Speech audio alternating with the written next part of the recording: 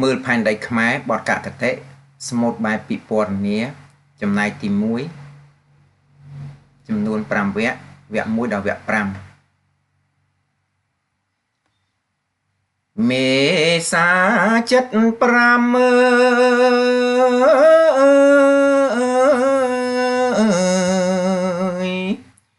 នគរងកម្មសិទ្ធសេរីចុង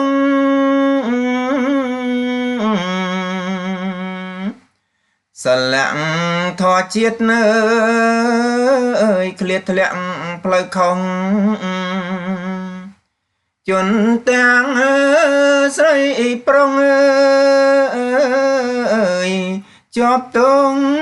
ពេញដីគុកខ្នងថាគ្មាន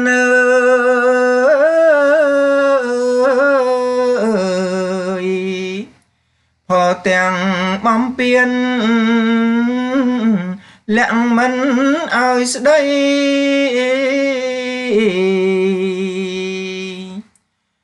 អំពើបាញ់កាប់មើលចង់ចាប់ប្រក្តីច្បាប់នៅសំដីអ្វីស្រេចថាមាត់ជាអតិទេពមើ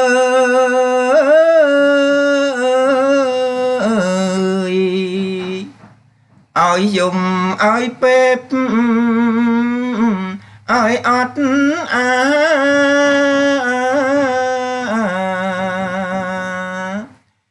នីឡងចំណងចងវាយឥតកានាងជាវាចាងគេថាទន់ភ្លន់សំដីថាស្នើ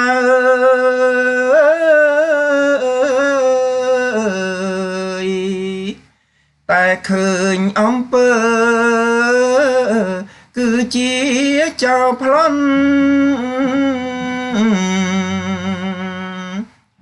អ្នកម្ចាស់មិនអើយនឹងត្រូវអាសន្នជាប់ទងយ៉ាងអន់ចន់ក៏វាចោលដកដាក់អង្គការ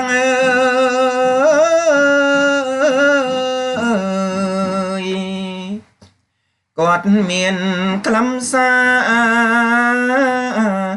តែដូចស្រមក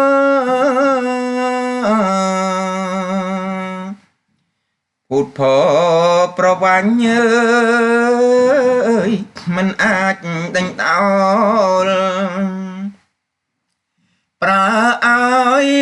រត់ចោលបំរើអាត្មាបាទកាបនេះគឺកាបដកស្រង់ចេញពីសៀវភៅមើលផែនដីខ្មែររបស់កវីជួនមេនគ្រិស្តសករាជ1980មាននៅក្នុងកម្មវិធីសិក្សាភាសាខ្មែរថ្នាក់ទី11មេរៀនទី5ទំព័រ115 116ស្មូតនឹងរក្សាសិទ្ធិដោយវ៉ាប៊ូនីបរិញ្ញាបត្រជាន់ខ្ពស់អក្សរសាស្ត្រខ្មែរនិងជាគ្រូបង្រៀនមុខវិជ្ជាភាសាខ្មែរនៃសាលារៀនគ្រូយើងខេត្តស្ទឹងត្រែង